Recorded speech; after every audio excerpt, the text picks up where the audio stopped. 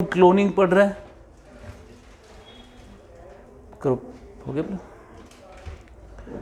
Cloning में हमने कुछ मेथड्स पढ़े कल। हाँ बेटा बोलो, क्लोनिंग में किस किस मेथड से करते हैं? हाँ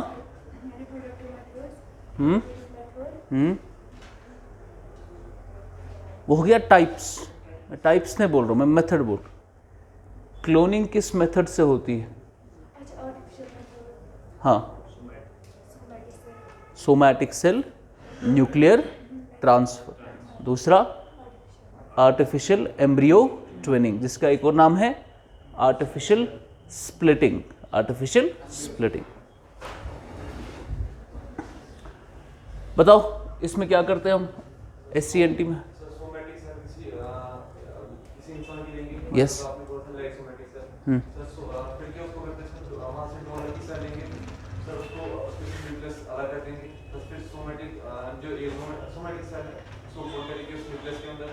सोमैटिक सेल को इंपोर्ट करेंगे।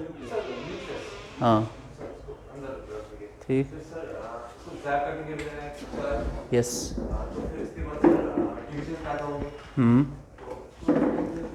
ठीक है ठीक है। हाँ अब्बास, आर्टिफिशियल एम्ब्रियो ट्विनिंग में क्या करता है?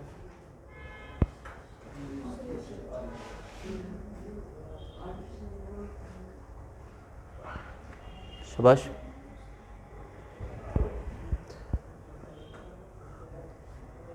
बोलो।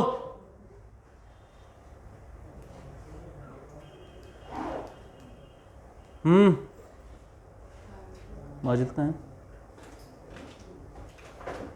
वो बोलो ना, आर्टिफिशियल एम्ब्रियो ट्विनिंग। इससे हम क्या करते हैं? एम्ब्रियो को स्प्लिट। कैसे?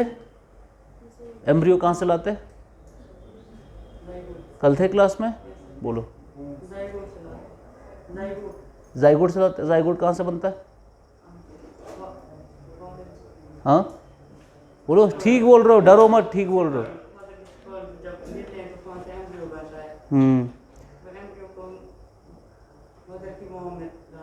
ठीक ठीक। ताहिर, डार्क बायोटेक्नोलॉजी क्या है?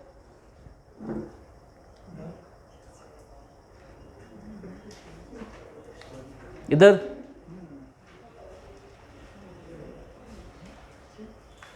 शाबाश, इधर देखो, भूल गए?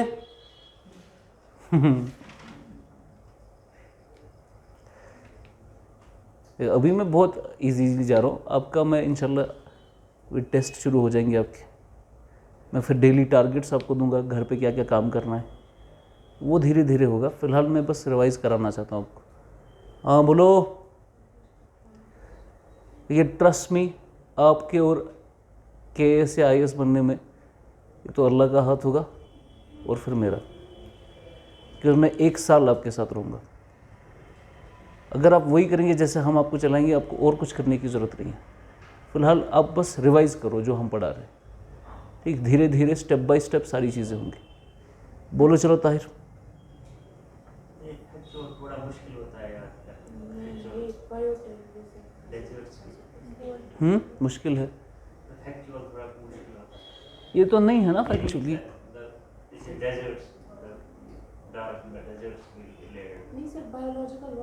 हाँ तो डार्क बायोटेक्नोलॉजी बायोलॉजिकल वॉरफेयर के लिए बोला, बायो टेररिज्म के लिए बोला था। देखिए आपको जब एग्ज़ाम होगा ना प्री का, जैसे अभी परसों प्री है, आज 6 है, 4 दिन के बाद प्री है, नहीं 10th को प्री है, IAS का प्री, फिर KS का 24 को है।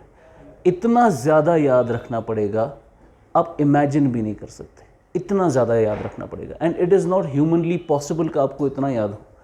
एक ही तरीका है याद रखने का, बार बार रिवाइज करना है। आप इंटरव्यू देखो, आप इंटरव्यू देखो, जो IAS के इंटरव्यूज़ होते हैं ना, जैसे दृष्टि इंटरव्यू कराता है, उसके इंटरव्यूज़ देखो आप, अब देखो उनसे कितना कुछ पूछा जाता है और उनको सब कुछ पता होती है। वो कैसे होता है? बिकॉज उन्होंने बार बार रिवाइज किया होता है। एक ह्यूमन कैपेसिटी है कि हम कितना कर पाएंगे। आप नहीं रख सकते ज़्यादा चीज़ें याद, लेकिन जब बार बार एक ही चीज़ पढ़ते हैं फिर याद रह जाता है। ठीक, जैसे आपको लक्ष्य, जब पॉलिटी पढ़ रहे हैं ना आप, पॉलिटी में कितने आर्टिकल्स पढ़ने हैं, कितनी कॉन्स्टिट्यूशनल अमेंडमेंट्स पढ़नी है आपको। उसमें पहला पार्ट 1 पढ़ना है, union and it's territories, article 1 से लेकर आर्टिकल 4 तक। फिर आपका पार्ट 2 शुरू हो जाएगा आर्टिकल 5 से लेकर आर्टिकल 11 तक। फिर पार्ट 3 शुरू हो जाएगा आर्टिकल 14 से आपका आर्टिकल 32 तक। ऐसे चलेगा। फिर पार्ट 4 DPSP, पार्ट 4A, ऐसे करते करते 21 पार्ट याद रखने हैं, 12 शेड्यूल याद रखने हैं, इतने आर्टिकल्स याद रखने हैं। फंडामेंटल राइट कितने थे? पहले 7 थे, अभी 6 है। कौन सा आर्टिकल निकाला हमने? राइट टू प्रॉपर्टी बाहर निकाला। राइट टू प्रॉपर्टी को कहाँ डाला? राइट टू प्रॉपर्टी को आज हमने पार्ट 12 में डाला। किस आर्टिकल के तहत? आर्टिकल 300A के तहत। ये सब मेरा तो काम नहीं है, लेकिन एक बार पढ़ा है तो याद हो गया, बार बार रिवाइज कर लिया। लाइकवाइज आपको ये चीज़ें करनी है। ठीक, बार बार रिवाइज करना है। मैं फिर से आज छोड़ रहा हूँ, कल भी मैंने छोड़ा था। ऐसे नहीं चलेगा, रिवाइज करना है। तो क्लोनिंग हमने देखा, मेथड हमने कल एनिमल क्लोन्स के देखे, सोमैटिक सेल न्यूक्लियर ट्रांसफर और फिर आर्टिफिशियल एम्ब्रियो ट्विनिंग। उस पे IAS 2017 में सवाल भी आया था, वो भी किया हमने, है ना।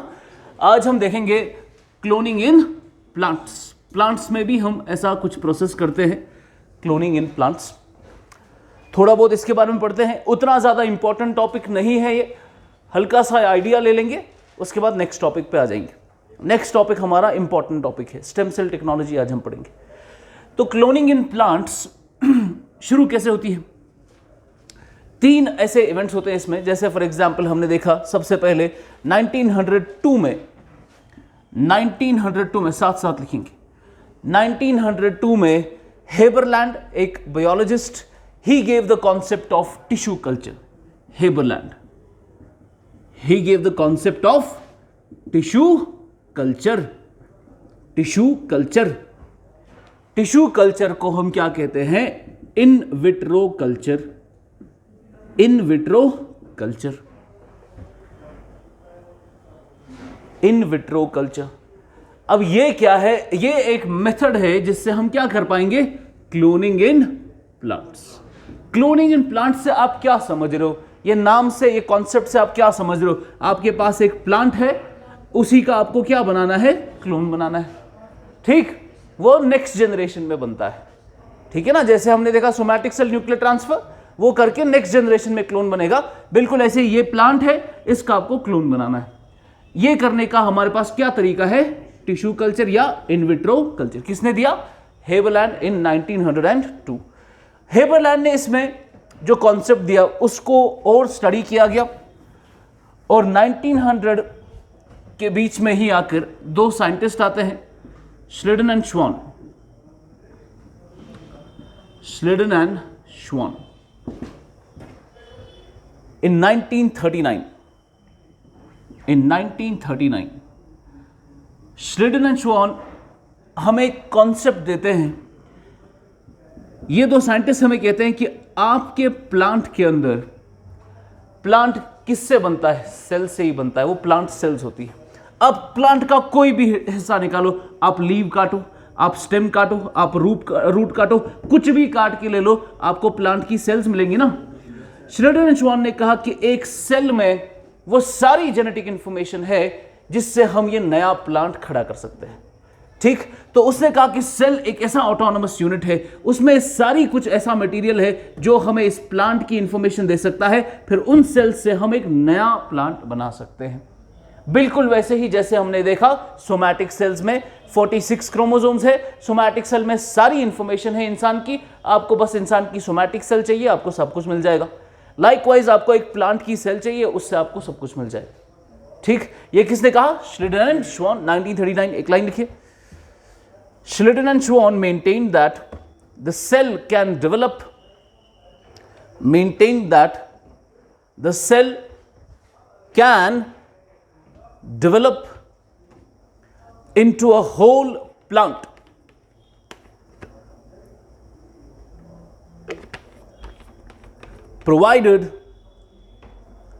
provided given sound conditions. Provided given sound conditions. यानी साउंड कंडीशंस के अंदर एक सेल से हम क्या कर सकते हैं, एक नया प्लांट खड़ा कर सकते हैं। अब हम थोड़ा ये देख लेते हैं, आपको नजर आ रहा है वहां से, व्हाट इज योर नेम बेटा? इकरा दिखाई दे रहा है, या you can shift to here. तो हम ये देखते हैं टिश्यू कल्चर में क्या चीजें की जाती है। स्टेप्स कैसे आप एक प्लांट से नया प्लांट बनाएंगे। Step number 1, एक्साइजिंग। नंबर 1, एक्साइजिंग। एक्साइजिंग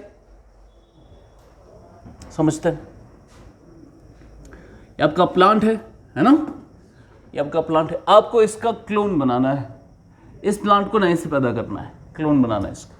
अब आमतौर पर इसका सीड हम लेते थे, फिर उस सीड को उगाते थे, फिर सीड से पैदा होगा प्लांट, है ना?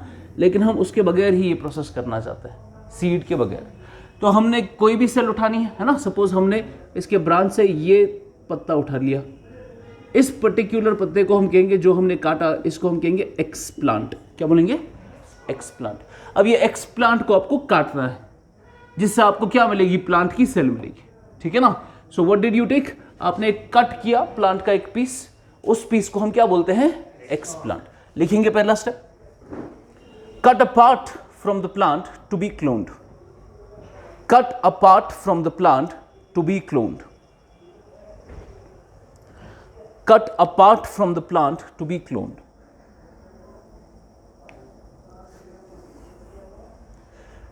This part is called explant. This part is called explant. And it can be a leaf, root or shoot. It can be a leaf, root और shoot. इस एक्सप्लांट को काटने को हम, इस प्रोसेस को क्या कहते हैं? एक्साइजिंग। ठीक है, ये पहला स्टेप। सेकेंड स्टेप, अब आपने ये एक्सप्लांट काट लिया, अब इसको करना क्या है? अब देखिए, कुछ भी, किसी भी प्लांट को अगर हम ग्रो करते हैं, सपोज मैं सीड लूंगा, ये मेरी सॉइल है। हम क्यों रखते हैं कि सीड को सॉइल में डालना है तभी वो ग्रो करेगा? सॉइल में उसको क्या मिलता है ऐसा? उसको न्यूट्रिएंट्स मिलते हैं ना? न्यूट्रिएंट्स ही मिलकर प्लांट आपका ग्रो करता है। लाइकवाइज हमने एक्सप्लांट निकाला, हम इसको एक न्यूट्रिएंट मीडियम में डालते हैं, जहां पर आपने न्यूट्रिएंट सप्लाई की होती है एक न्यूट्रिएंट मीडियम में, वहां पर आप इस एक्सप्लांट को पुट करेंगे। तो आपने एक प्लांट लिया, उससे एक्सप्लांट निकाला, वो किस में पुट किया? एक न्यूट्रिएंट मीडियम में। अब इस एक्सप्लांट को क्या मिलेगा? इसको न्यूट्रिएंट्स मिलना शुरू करेंगे। अभी फ्रीमैन डाइसन, दुनिया के सबसे इस वक्त पॉपुलर और सबसे famous mathematician, he is of the opinion कि जो हमारे बॉडी में सेल्स होती है, सेल्स के अंदर आपने देखा न्यूक्लियस है, क्रोमोसोम्स है ना, डीएनए मॉलिक्यूल होता है, वो डीएनए मॉलिक्यूल के अंदर भी एटम्स होते हैं। यानी उसने कहा हमारी बॉडी में सेल्स जो है वो तो होती ही है अवेयर, सेल्स के अंदर जो एटम्स है वो भी अवेयर होते हैं। यानी एटम्स में एक simple rudimentary form of awareness होती है कि वो अपने सराउंडिंग के साथ बिहेव करके उसको एक स्टिमुलस से रिस्पॉन्स देते हैं। फॉर एग्जाम्पल, आपके ये एटम्स हैं, ये एटम्स है, एटम्स से मिलकर क्या बनता है? मॉलिक्यूल, है ना? मॉलिक्यूल, फिर आपका मैटर बनता है ना। तो एटम्स जो है ये आपस में मिलकर कैसे मिलेंगे, क्या स्ट्रक्चर बनाएंगे? इसलिए आप पढ़ते थे ना बचपन में, एटॉमिक स्ट्रक्चर ऑफ एटम। फिर आपने देखा कैसे कार्बन और कार्बन मिलकर एक चेन बनाता है, कार्बन चेन उसको बोलते हैं। कैसे हाइड्रोकार्बन्स बनते हैं, कैसे carbon carbon carbon carbon carbon कभी डबल बॉन्ड बनाता है, कभी सिंगल बॉन्ड बनाता है। ये सब चीज़ें क्या है? ये किसके बीच में बॉन्ड्स बन रहे हैं? एटम्स के बीच में। यानी एटम में एक रूडिमेंट्री फॉर्म ऑफ अवेयरनेस होती है कि वो दूसरे के साथ इंटरैक्ट करता है। ठीक, आज आपको मैं अगर बोलूंगा, मुझे बताओ कि लिविंग कौन है, मैं या ये टेबल? लिविंग कौन है? लिविंग बीइंग मैं हूं ना, मैं लिविंग हूं। अब मैं भी एटम्स से बना हूं, ये टेबल भी एटम से बना है, तो फर्क क्या है सब में?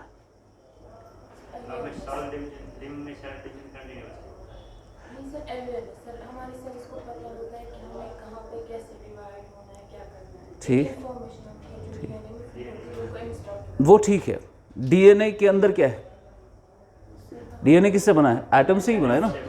तो बेसिक लेवल पर मैं भी एटम से ही बना हूं और ये टेबल भी एटम से ही बना है। बेसिक लेवल पर डिफरेंस कुछ भी नहीं। बेसिक लेवल पर हम सारे मैटर से ही बने हैं। कोई भी एटम निकाल के देखो, बेसिक लेवल पर वही आपका ये है। पर मेरे अंदर एटॉमिक अरेंजमेंट डिफरेंट है। मेरे अंदर जो एटम्स ने अरेंजमेंट दिखाया है वो डिफरेंट है, और टेबल के अंदर जो एटम्स का अरेंजमेंट है वो डिफरेंट है।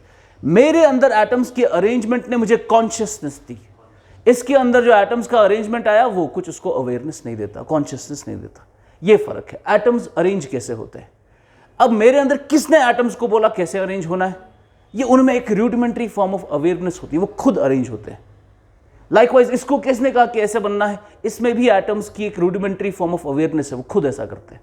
तो एटम्स जो है वो अपनी सराउंडिंग के साथ क्या करते हैं? इंटरैक्ट करते हैं, और उससे अपना उससे सराउंडिंग की वजह से उन पर फर्क पड़ता है। लाइकवाइज ये आपका एक्सप्लांट लिया हमने, ये एक्सप्लांट किससे बना है? सेल्स से। यानी आप सेल डाल रहे हो इसमें, है ना। अब सेल्स में भी ये अवेयरनेस होती है, सेल भी एक दूसरे के साथ इंटरैक्ट करते हैं। सेल्स भी जब इंटरैक्ट करके अरेंज होंगी तब टिश्यू बनेगा, टिश्यू अरेंज होगा तब ऑर्गन बनेगा, ऑर्गन सिस्टम बनेगा तो बॉडी बनेगी। तो सेल्स भी एक अपने सराउंडिंग्स के साथ इंटरैक्ट करती है। बिल्कुल ऐसे ही जब हमने ये एक्सप्लांट इसमें डाला तो इसमें है क्या असल में? सेल्स। और सेल्स को जब क्या मिलता है? न्यूट्रिएंट मीडियम, वो उसको लेने लगती है और ये ग्रो होने लगता है। यानी सेल्स जो है वो बेसिक लेवल पर इंटरैक्ट कर रही है न्यूट्रिएंट मीडियम के साथ। ठीक, अब आपका ये एक्सप्लांट धीरे धीरे ग्रो होने लगता है। तो आपने देखा ये एक्सप्लांट आपने न्यूट्रिएंट मीडियम में डाला, अब ये एक्सप्लांट धीरे धीरे ऐसे ग्रो होने लगा। किस में ग्रो हुआ? न्यूट्रिएंट मीडियम में। कैसे ग्रो हुआ? Because cells are interacting with the nutrient medium, जहां से वो न्यूट्रिएंट्स अब्सॉर्ब कर रहे हैं। सेल्स में ये कैपेसिटी होती है। आप एक सेल निकालो, आप देखो कि वो उसमें ये कैपेसिटी है, आप उसको न्यूट्रिएंट मीडियम में डालो, देखो वो कैसे ग्रो करेगी। ये कैसे होता है? कुछ ना कुछ तो है सेल्स के अंदर जो उनको ये एबिलिटी देता है। लाइकवाइज आपने सेल निकाली, एक्सप्लांट उठाया, उसमें डाला, वो न्यूट्रिएंट मीडियम के साथ इंटरैक्ट करने लगा और वो न्यूट्रिएंट्स अब्सॉर्ब करने लगा। सेल डिवीजन शुरू हुआ, आपके पास एक मास बना जिसको हम कैलस कहते हैं। क्या कहते हैं? कैलस। तो एक्सप्लांट से आपने क्या बनाया? कैलस। कैसे बनाया? जब आपने इस एक्सप्लांट को किस में डाला? न्यूट्रिएंट मीडियम में, उसने न्यूट्रिएंट्स अब्सॉर्ब करा, वो मास बना एक अनडिफरेंशिएटेड सेल्स का। ठीक, callus is a mass of undifferentiated cells. Undifferentiated cells, मैंने इसको क्यों कहा अनडिफरेंशिएटेड सेल? बिकॉज यहां पर आप बोल सकते हो रूट की सेल कौन सी है? हाँ, जो यहां पर सेल होगी वो रूट की सेल है, जो यहां पर सेल होगी वो स्टेम की सेल है, जो यहां पर सेल होगी वो लीव की सेल है। तो ये डिफरेंशिएटेड सेल्स है। लेकिन यहां पर हमें नहीं पता चल रहा रूट कौन बनेगा, शूट कौन बनेगा, लीव्स कौन बनेंगे। ये अनडिफरेंशिएटेड सेल्स है। इसीलिए हमने जब ये सेल्स यहां पे डाली, इनको ग्रो कराया, फिर ये क्या बना? कैलस, जो क्या था? Mass of undifferentiated cells. हाँ, सेल तो सेल है ना, क्या फर्क पड़ता है स्टेम से, लीफ से या लीफ? कोई फर्क नहीं पड़ेगा। मतलब आपके सेल्स का अरेंजमेंट इस तरीके से है, उसने लीव क्रिएट किया है। यहाँ पर अरेंजमेंट इस तरीके से उन्होंने स्टेम क्रिएट किया है, यहाँ पर रूट क्रिएट किया है। जैसे फॉर एग्जांपल मैं ऐसे बताऊंगा आपको, हमारी आपकी बॉडी में अलग अलग सेल्स है। ब्रेन की सेल अलग तरीके की है, आपकी ब्लड की सेल अलग है। सेल्स एक जैसी नहीं होती पूरी बॉडी में, आपकी सेम टाइप की सेल है नहीं, सेल्स में फ़र्क होती है। जैसे आपका ब्लड है, उसमें होती है रेड ब्लड सेल्स। ब्लड में आपके हीमोग्लोबिन कैरी होता है इस रेड ब्लड सेल में। दूसरी सेल है वाइट ब्लड सेल, वो अलग तरीके की सेल है। तीसरी सेल है स्किन सेल, वो अलग तरीके की सेल है। सेल एक जैसी नहीं होती, ठीक है। तो यहाँ पर आप डिफ्रेंशिएट कर सकते हो, रूट की कौन सी है, स्टेम की कौन सी है, लीव की कौन सी है, डिफ्रेंशिएटेड सेल्स है। इनसे आपने क्या बनाया? कैलस, जो क्या था? Mass of undifferentiated cell. अब देखो यहीं पर पहले हम ये क्लियर करते हैं, फिर मैं स्टेप बाय स्टेप दिखाता हूं आपको। सो फर्स्ट स्टेप में we did the exercising. Explant लिया, किस में डाला?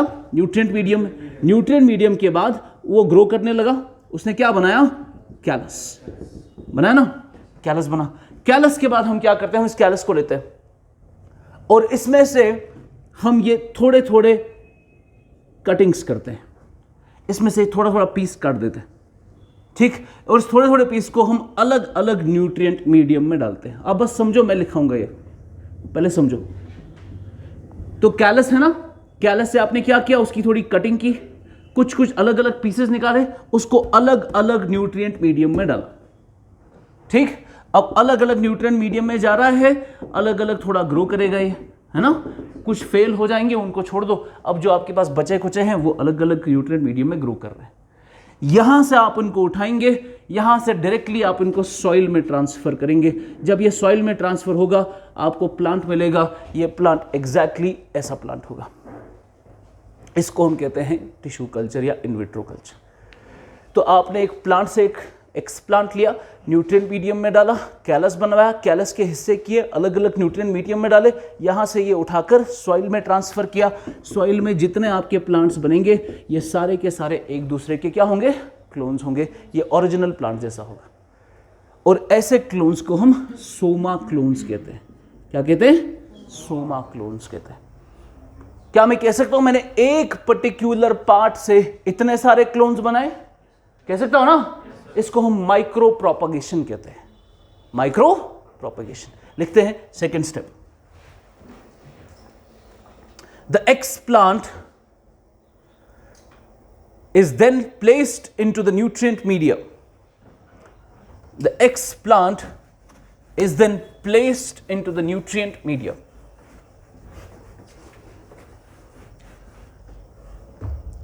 Nutrient media,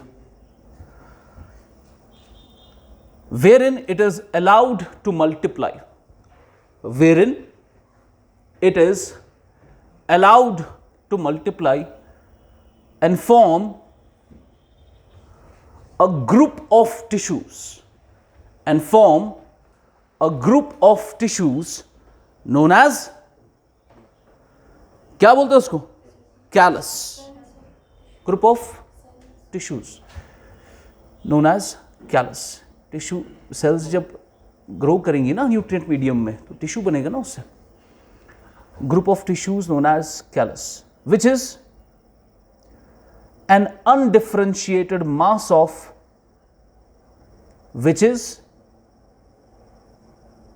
undifferentiated mass of actively dividing cells, which is an undifferentiated mass of actively dividing cells. Number 3, the callus is then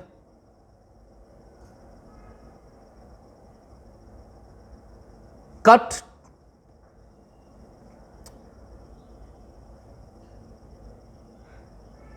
to form many small plantlets. The callus is then cut to form many small plantlets. ये callus बना, इसमें आपने क्या किए? Is cut to form many small plantlets which are then placed in different nutrient medium,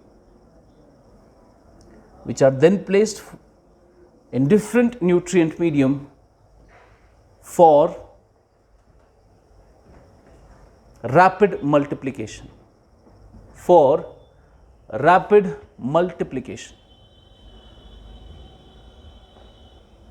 Last point. Finally, these developed plantlets are transferred to the soil.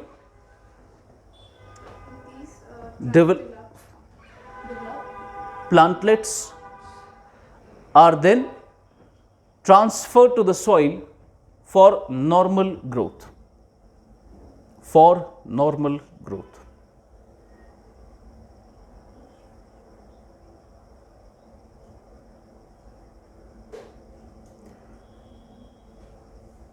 Next point. Tissue culture is performed using a small part.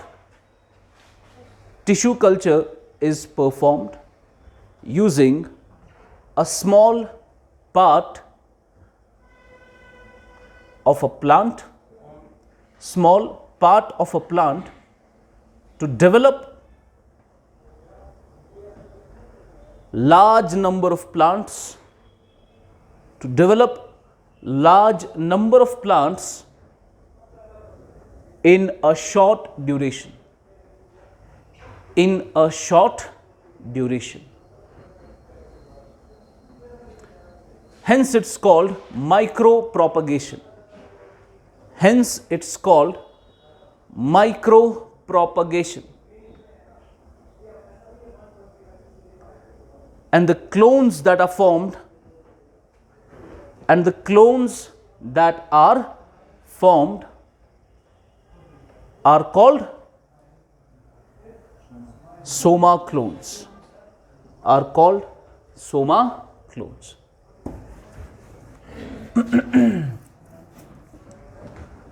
Easy step फिर से देख लेते हैं. एक plant, क्या लेना है उससे? एक्सप्लांट. उसको कहां पे डालना है?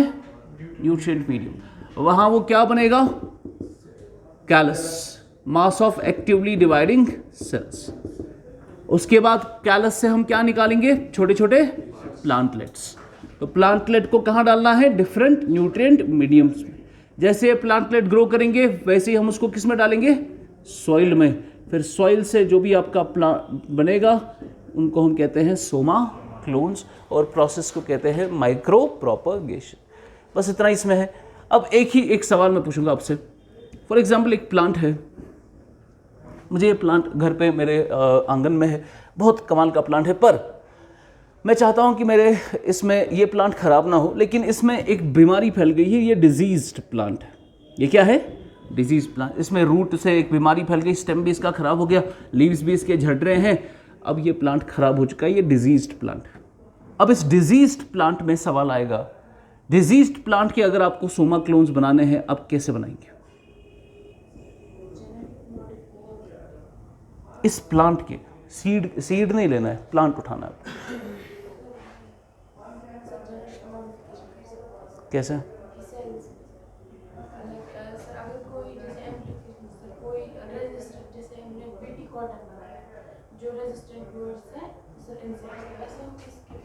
बीटी कॉटन जो रिसर्च है वो सीड्स पर हुई ना, हमने सीड में वो चेंजेस किए. मैं आपको बोल रहा हूँ ये प्लांट जो है, ये प्लांट डिजीज्ड है, और इस डिजीज्ड प्लांट का आपको क्लोन बनाना है. सपोज मेरे घर में एक आंगन में बीच में ट्यूलिप का पेड़ है. अब वो बहुत कमाल का पेड़ है बीच में गार्डन में. अब वो ट्यूलिप का पेड़ खराब हो गया, डिजीज्ड हो गया, और मैं चाहता हूँ वैसा ही एक प्लांट फिर से बने मेरे गार्डन में. तो क्या करें? अब मैं तो जेनेटिक मॉडिफिकेशन नहीं कर सकता, अगर चलो कर भी ली तो क्या किया जाएगा? देखिए, प्लांट के अंदर जब डिजीज फैलती है, एक ऐसी जगह होती है जहाँ तक बीमारी नहीं पहुँचती. अब फॉर एग्जाम्पल अगर मैं आपको कहूँ आपके अंदर कोरोना वायरस चला गया, नाक से चला या मुंह से चला गया, फिर वो अंदर फैलता है ना पूरी बॉडी में. कैसे फैलता है? कैसे फैलता है? सेल्स के जरिए. वायरस सेल के अंदर जाता है, फिर सेल के जरिए वो पूरी बॉडी में फैल जाता है ना. यानी हमारी बॉडी में ऐसी सप्लाई है ब्लड वेसल्स की, आर्टरीज की, जिनके जरिए से ये बॉडी के अलग अलग हिस्से तक आपकी बीमारी पहुंचती है. बिल्कुल ऐसे ही जैसे फॉर एग्जाम्पल एक प्लांट को न्यूट्रिएंट कहाँ मिलता है? सॉइल. वो कैसे ऊपर तक पहुंचता है? लीव तक. फूड कहाँ पर बनता है? लीव्स में. वो कैसे पूरी बॉडी तक पहुंचता है? जाइलम एंड फ्लोएम, जो ट्रांसपोर्टेशन का मैकेनिज्म सेल्स में होता है. तो जाइलम और फ्लोएम की मदद से वाटर और फूड ट्रांसपोर्ट होता है. किसमें? प्लांट्स के अंदर. तो उनमें वो वेसल्स, पूरा ट्रांसपोर्टेशन का मैकेनिज्म है. कैसे न्यूट्रिएंट आएंगे, कैसे उसको सप्लाई करना है हर जगह, कैसे ऊपर से फूड आएगा, कैसे वो सप्लाई होगा नीचे हर जगह, पूरा सप्लाई बनाई हुई है, वेसल्स बने हुए हैं. ठीक, जाइलम और फ्लोएम की. पर एक ऐसी जगह, अब फॉर एग्जाम्पल कहीं पर भी बीमारी हो गई, कहीं पर भी कोई पैथोजन आ गया, कहीं पर भी डिजीज शुरू हो गई, वो जाइलम और फ्लोएम का इस्तेमाल करके पूरी बॉडी में फैल जाता है. इन्हीं वेसल्स के जरिए वो पूरी बॉडी में फैल जाता है. वाटर के जरिए सपोज कोई बीमारी घुस गई तो वाटर के जरिए, जाइलम के जरिए वो बॉडी के हर पार्ट में पहुंच जाएगा. लीव्स में कोई प्रॉब्लम आ गई, वो फ्लोएम के जरिए बॉडी के हर पार्ट में पहुंच जाएगी। तो जाइलम और फ्लोएम का इस्तेमाल करके डिजीज फैलती है प्लांट्स में। लेकिन एक ऐसी जगह है जहां तक जाइलम और फ्लोएम नहीं पहुंचता, उसको हम कहते हैं मेरिस्टेम। क्या कहते हैं? मेरिस्टेम। यानी अगर आपका डिजीज्ड प्लांट है, डिजीज्ड प्लांट में सारे के सारे बॉडी के पार्ट्स डिजीज्ड होंगे सिवाय मेरिस्टेम। क्यों? क्योंकि वहां जाइलम और फ्लोएम नहीं पहुंचता, तो वहां बीमारी नहीं पहुंचेगी। अब अगर मुझे इस प्लांट का क्या बनाना है, क्लोन बनाना है, मैं क्या लीव्स इस्तेमाल करूंगा? नहीं। रूट इस्तेमाल करूंगा? ये करूंगा? नहीं। मैं क्या इस्तेमाल करूंगा? मेरिस्टेम। और उससे मैं एग्जैक्टली सेम चीज करूंगा। फिर मैंने मेरिस्टेम उठाया, उसको डाला न्यूट्रिएंट मीडियम में, उससे क्या बना? कैलस। कैलस से प्लांटलेट्स निकाले, सोमा क्लोन्स बन गए। ऐसे प्लांट में जब हम मेरिस्टेम निकालते हैं, फिर उसका कल्चर करते हैं, इसको हम कहते हैं मेरिस्टेमेटिक कल्चर। मेरिस्टेमेटिक कल्चर, ठीक है। तो अभी हमने कल्चर दो तरीके के देखे, एक तो नॉर्मल प्लांट में और दूसरा डिजीज्ड प्लांट में। डिजीज प्लांट में कौन सा कल्चर करते हैं हम? Meristematic culture. लिखिए last point. In a diseased plant meristem is used for cloning. In a diseased plant, meristem is used for cloning. Meristem is used for cloning because this part is not connected to the rest of the plant body. Because this part is not connected to the rest of the plant body.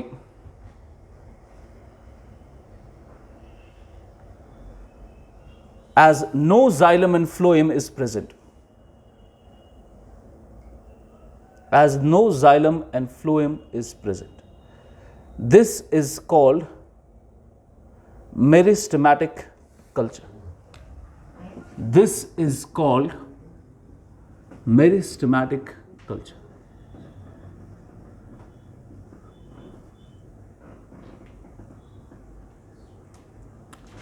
Next आपका important topic है, very important topic, stem cell technology. Stem cell technology, इसका थोड़ा basics पढ़ेंगे, फिर मैं आपको stem cells के फायदे बताऊंगा।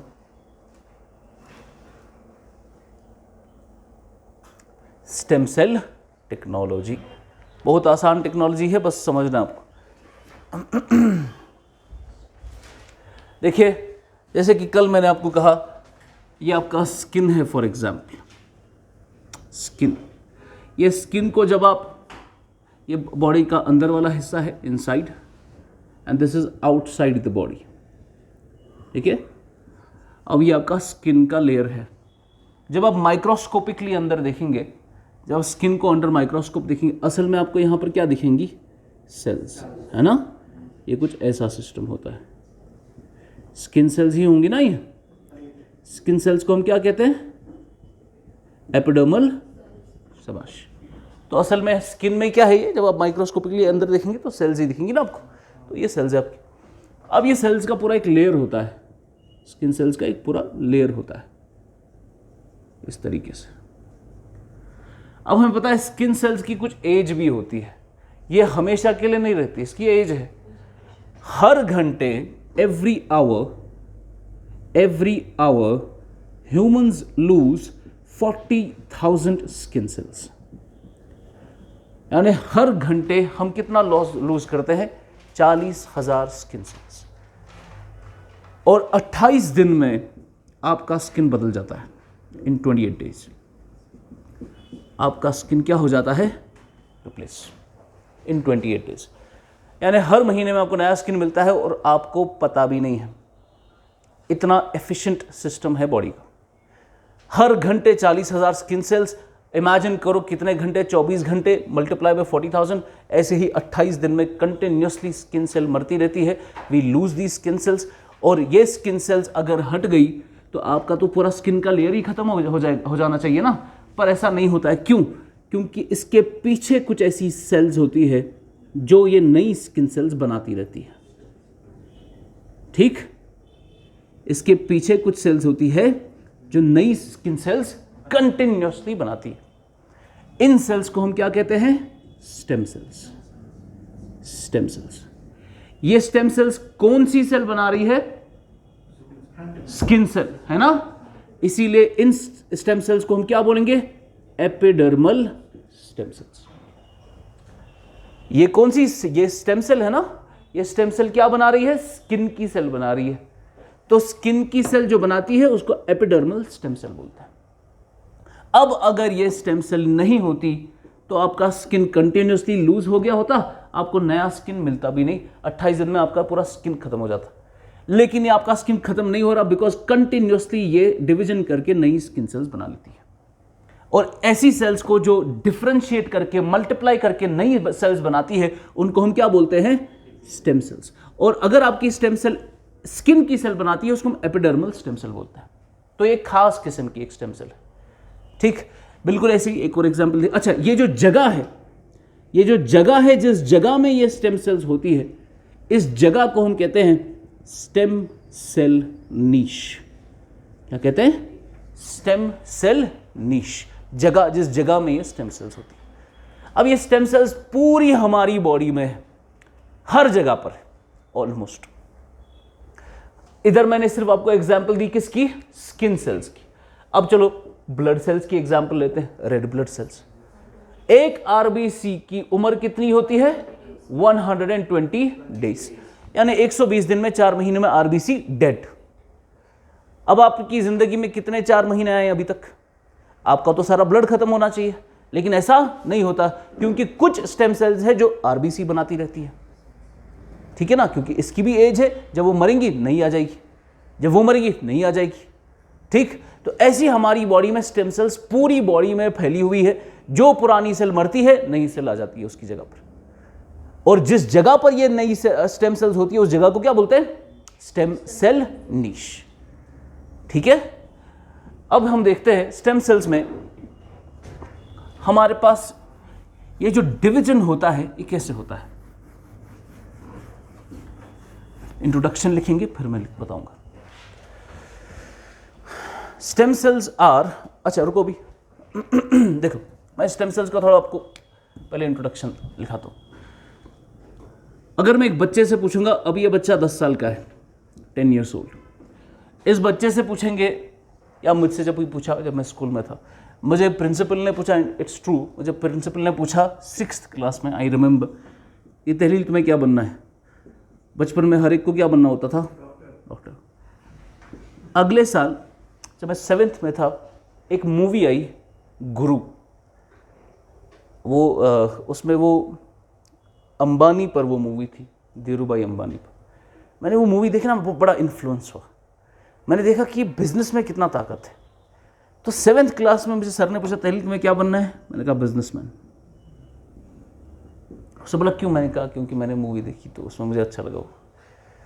उसके बाद आपने पता है कुछ साल के बाद एक और मूवी आई, तो 10th क्लास रख लेते हैं आपकी, 3 इडियट्स। 3 इडियट्स देखे आपने, देखा आमिर खान कितनी नई नई चीज़ें बना रहा है ना। तो अब मुझे क्या बनना था? इंजीनियर। फिर मैंने देखा भाई 11th क्लास में इंजीनियर तो ठीक है, पर असल काम IAS वाले करते हैं। अब क्या बनना है? IAS बनना है। तो अब क्या देख रहे हैं? अब अगर बच्चे को पूछा जाए, कभी बोलेगा डॉक्टर, कभी बिजनेसमैन, कभी 3 इंजीनियर, कभी IAS, यानी अभी स्पेशलाइज नहीं हुआ है वो बच्चा। अभी क्या है? अनस्पेशलाइज्ड है कि नहीं? बच्चे को अभी पता नहीं है कि मुझे क्या बनना है। कभी क्या बोलता है? डॉक्टर, कभी बोलता है म्यूजिशियन, कभी बोलता है मुझे अल्लाह वाला बनना है, ठीक है, कभी बोलता है मुझे इंजीनियर बनना है, कभी बोलता है मुझे बिजनेसमैन बनना है। तो अनस्पेशलाइज्ड है, स्पेशलाइजेशंस की नहीं हुई है अभी। अब फास्ट फॉरवर्ड 20 ईयर्स, यही बच्चा अब 30 साल का है। मुझे बताओ, क्या इसमें से इसने कोई ना कोई फील्ड लिया होगा? होगा ना? सपोज उसने फील्ड लिया बिजनेसमैन का। अब ये बच्चा 30 साल की उम्र में है, ये क्या है? बिजनेसमैन। क्या मैं कह सकता हूं अब ये स्पेशलाइज्ड है? कह सकता हूं? या बिजनेसमैन छोड़ो, ये डॉक्टर है, क्या मैं कह सकता हूं अब ये स्पेशलाइज हो चुका है? तो हम अपनी जिंदगी में एक टाइम ऐसा होता है जब हम अनस्पेशलाइज्ड होते हैं, हमने डिसाइड नहीं किया होता है कि हमें क्या करना है। फिर धीरे धीरे हमें हमारी लाइफ में जैसे हम बड़े बड़े होते हैं हम क्या बनते हैं, स्पेशलाइज्ड। बिल्कुल ऐसी ही हमारी बॉडी में भी कुछ सेल्स होती है। वो सेल्स पहले क्या होती है, अनस्पेशलाइज्ड। क्या होती है, अनस्पेशलाइज्ड, यानी वो अभी पूरी तरीके से स्पेशलाइज नहीं हुई है। धीरे धीरे धीरे धीरे यही सेल्स क्या बन जाती है, स्पेशलाइज्ड। स्पेशलाइज्ड सेल का मतलब हो गया अब इस सेल ने डिसाइड कर दिया कि मुझे लिवर की सेल बनना है, मुझे किसी पर्टिकुलर ऑर्गन की सेल बनना है, मुझे स्किन की सेल बनना है। स्किन की सेल एक स्पेशलाइज्ड सेल है, लिवर की सेल एक लिवर की सेल है, वो स्पेशलाइज्ड सेल है। हार्ट की सेल हार्ट की सेल है, ब्रेन की सेल ब्रेन की सेल है, ये स्पेशलाइज्ड सेल हो गई, ठीक। और यही सेल, कुछ सेल्स ऐसी है जो क्या होती है, अनस्पेशलाइज्ड। धीरे धीरे उनकी क्या होती है, स्पेशलाइजेशन, और वो फिर स्पेशलाइज्ड सेल बनती है। बिल्कुल ऐसे क्या मैं कह सकता हूं, कुछ सेल्स पहले अनडिफरेंशिएटेड होती है, धीरे धीरे उनकी डिफरेंशिएशन होके वो डिफरेंशिएटेड सेल बनती है। ये बिल्कुल ऐसी ही है जैसे स्पेशलाइज्ड अनस्पेशलाइज्ड वाला। कुछ सेल्स अनस्पेशलाइज्ड होती है, अनडिफरेंशिएटेड होती है, धीरे धीरे वो स्पेशलाइज्ड बनती है और डिफरेंशिएटेड बनती है, ठीक है ना। ये जो अब आपकी सेल है जो अनस्पेशलाइज्ड और अनडिफरेंशिएटेड है, इन्हीं सेल्स को हम क्या कहते हैं, स्टेम सेल्स। इन्हीं सेल्स को हम स्टेम सेल्स। तो अगर मैं आपको कहूंगा स्टेम सेल्स लिवर की सेल्स होती है, is it a correct statement? No. Stem cell क्या है, अनस्पेशलाइज्ड, क्या है, अनडिफरेंशिएटेड। वो किसी पर्टिकुलर ऑर्गन की सेल नहीं है, लेकिन स्टेम सेल से स्पेशलाइज्ड सेल निकल सकती है। स्टेम सेल से हम लिवर की सेल बना सकते हैं, स्टेम सेल से हम स्किन की सेल बना सकते हैं। जो मैंने आपको इससे और अभी दिखाया ना ऑर्गन, जो पीछे आपकी स्टेम सेल्स थी, ये खुद स्किन की सेल नहीं थी, लेकिन इसने स्किन की सेल बनाई। तो खुद ये अनडिफरेंशिएटेड है, खुद ये अनस्पेशलाइज्ड है, लेकिन बनाती क्या है, स्पेशलाइज्ड सेल बनाती है। तो स्टेम सेल्स आपकी होगी अनस्पेशलाइज्ड अनडिफरेंशिएटेड, और ये इस सेल से हमें क्या मिलती है, स्पेशलाइज्ड और डिफरेंशिएटेड सेल्स। और ये जो बीच का प्रोसेस है इसको हम कहते हैं डिफरेंशिएशन। क्या कहते हैं, डिफरेंशिएशन या स्पेशलाइजेशन। तो क्या मैं कह सकता हूं, by the process of differentiation or specialization, stem cells give us specialized cells, stem cells give us differentiated cells, है ना, समझ आ रहा है? लिखेंगे एक line. Stem cells are undifferentiated primitive cells. Stem cells are undifferentiated primitive cells that have the potential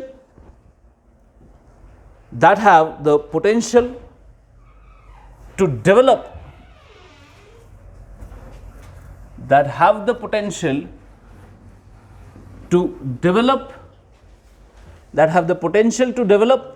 into many differentiated cell types, into many differentiated cell types.